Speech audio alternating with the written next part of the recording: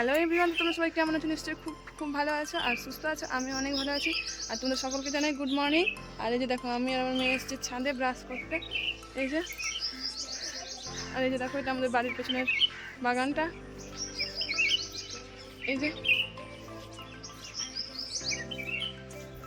আর এই যে আমার মেয়ে।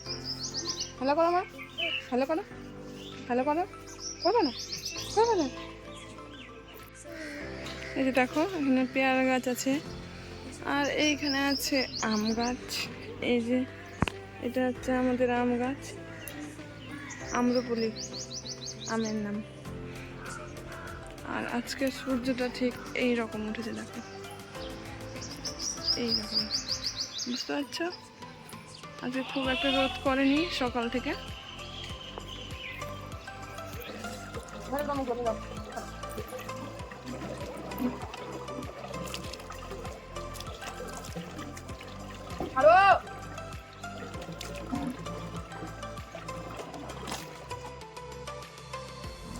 তো আমি নিচে চলে এসেছি, আর নিচে এসে দেখো আগে চাটা বসিয়ে দিয়েছি। সকালবেলায় চা না খেলে তো দিনটা পুরো সুস্থ হয়ই না। আর এখানে পাশেই হচ্ছে দুধ গরম। দুধ গরমটা আমি অফ করে দিলাম, দুধ গরম হয়ে গেছে যেহেতু। তো আমাদের এই আজকে হচ্ছে জ্যৈষ্ঠ মাসের সংক্রান্তি, শনিবার। তো এই সংক্রান্তিতে আমাদের অনেকগুলো নিয়ম থাকে, তো তোমাদের নিয়মগুলো আমি দেখাবো এবং বলবো কী নিয়মগুলো। তো আগে আমি চাটা খেয়ে নিই, তারপর তোমাকে দেখাচ্ছি হচ্ছে আমাদের মধ্যে কী নিয়ম আছে জ্যৈষ্ঠ মাসের সংক্রান্তি। দেখছি তোমরা এই নিম পাতার ডালগুলো যেগুলো ঝুলছে। তো এই জ্যৈষ্ঠ মাসের সংক্রান্তির দিন আমাদের বাড়ির চারিপাশে এই ডালগুলো মানে গুঁজে দিতে হবে।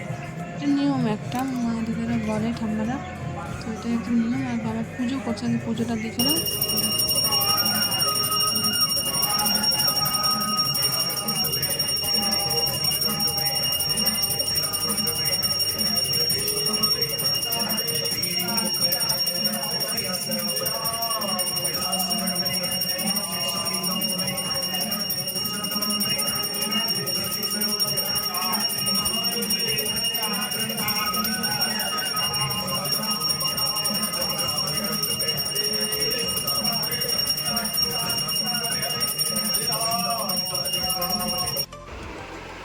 তো বাবা পুজো করা হয়ে গেছে। আর আজকে গোপালকে ভোগে কী দিয়েছে তোমরা দেখেছো নিশ্চয়ই। গোপালও কিন্তু আজকে আমরুটি আর দই দিয়ে আজকে সেবা করেছে গোপাল। তো আমাদের মধ্যে এটাও একটা নিয়ম কিন্তু, এই জ্যৈষ্ঠ মাসের সংক্রান্তির দিন আম, রুটি, দই এগুলো খেতে হয়। আগে আমার দিদারাও গল্প করে, আগে তো সারাদিন আম, রুটি, দই এগুলোই খেয়ে থাকতো, তো সেদিন আর ভাত খেত না। তো এখন যেহেতু সময় পাল্টেছে, ওই জন্য এখন সকালে আমরা এটা খেয়ে নিই, আর দুপুরে কিন্তু প্রতিদিনের মতো ভাতই খাই। তো এই যে দেখো, সকালে আমি নিয়ে বসে গেছি আম, দই, রুটি। তো এটা খাওয়ার পরে আমি চলে যাবো আজকে রান্নাঘরে। আজকে নিরামিষ রান্না আছে। তো প্লিজ ভিডিওটা পুরোটা দেখো, আর ভিডিওটা ভালো লাগলে অবশ্যই একটা লাইক করো আর চ্যানেলটাকে সাবস্ক্রাইব করে দিও।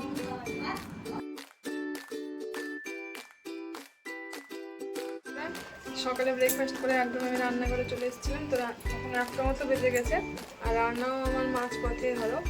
তো লাস্টের যে পদটা আমি রান্না করবো, তো সেটা তোমার সাথে একটু শেয়ার করবো। তো দেখতে থাকো আমি কীভাবে সেটাকে রান্না করবো। গ্যাসে আমি কড়া বসিয়ে দিয়েছি আর তেলও দিয়ে দিয়েছি। তো প্রথমে এগুলো দেখাই পটলটা আমি কিনে কেটেছি। তো এই দেখো, গোটা গোটা পটল মাঝখানে ফেলে দিয়েছি, বুঝতে পারছো? তো এগুলো সমস্ত পটল আমি কেটে ধুয়ে রেখে দিয়েছি ভালো করে। এই দেখো, আমি কেটে নিয়েছি। এই যে পটলগুলো কাটা হয়ে গেছে, সব ধুয়ে নিয়েছি আমি। আর এই যে তেল গরম হয়ে গেছে।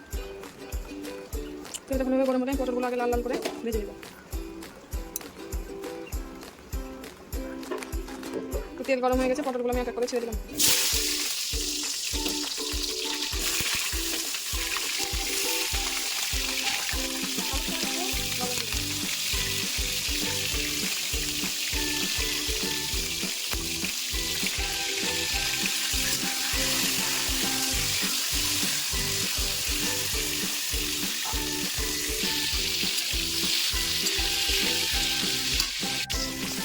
দেখো, পটলগুলো আমার ভাজা হয়ে গেছে।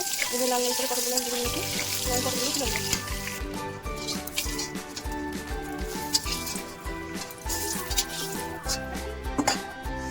পটলগুলো আমার তোলা হয়ে গেছে।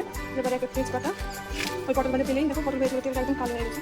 আর এবারে দিয়ে দিলাম একটা লবঙ্গ, একটা দারচিনি আর এলাচ, এটার মধ্যে দিয়ে দিলাম।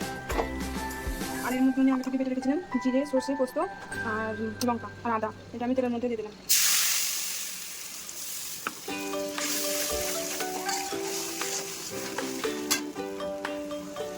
মশলাটাকে ভালো করে ভাজবো। তো তোমরা চাইলে এটা পেঁয়াজ রসুন দিয়ে করতে পারো। তো এটা আজকে নিরামিষ পদ করছি আমি আজকে।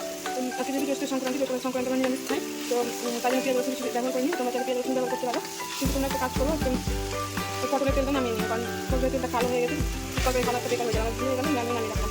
তো এবারে আমি দিয়ে দেবো নুন, পরিমাণ মতো নুন দিয়ে দিলাম, আর দেবো হলুদ, পরিমাণ মতো হলুদ। মশলাটাকে ভাজবো ভালো করে। নিরামিষ পত্র বানিয়ে খেয়ে দেখো, ভালো লাগবে। আমি মাঝে মাঝে পত্র বানাই, তো এই পত্রের নাম তোমরা দিও। বা সরষে পোস্ত বলতে পারো, পত্রের সরষে পোস্ত। এটাতে সরষে আছে, পোস্ত আছে। তো মশলাটাকে ভালো করে ভেজে নিই। মশলাটা ভালো করে ভাজা হয়ে গেলে মশলাটাকে টক করে দেবো। এখানে মশলাটা প্রায় ভাজা হয়ে গেছে, দেখো তেল ছেড়ে দিয়েছে। এবারে এর মধ্যে আমি টক দই, এবারে আমি ফেটানো টক দইটা দিয়ে দেবো।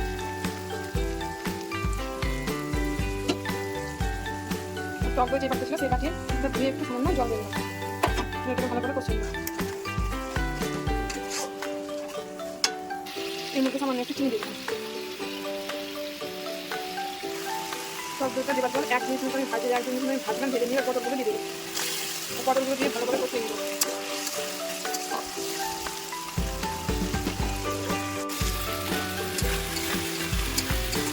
ভালোভাবে কষিয়ে নেবো। মশলাগুলো যখন ভাজা ভাজা হয়ে যায়, তারপরে সাদা করে জল দেবো। গায়ে মশলাটা জল দিয়ে দেবো। তোমার পটলটা ভালোভাবে কষানো হয়ে গেছে, এবার একটু হালকা করে জল দিয়ে দেবো। এটাকে ঢাকা চাপা দিয়ে 5 মিনিট মতো রান্না করবো, তাহলেই রেডি হয়ে যাবে।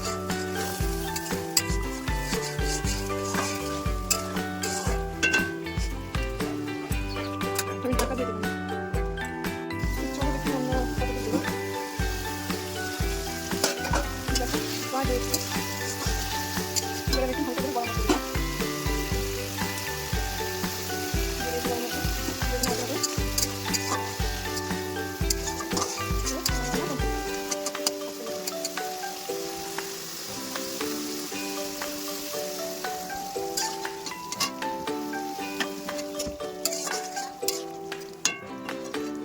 মশলা বানিয়ে দেখো, ভালো লাগবে খেতে। নিরামিষের দিন নতুন নতুন রান্না করে খেতে বেশ ভালোই লাগে। রান্না হওয়ার পর দেখো বাবাকে দিয়ে দিয়েছি খেতে। আমাদের ভাত ভালো হয়ে গেছে, আমরাও সবাই একসাথে খেতে বসবো।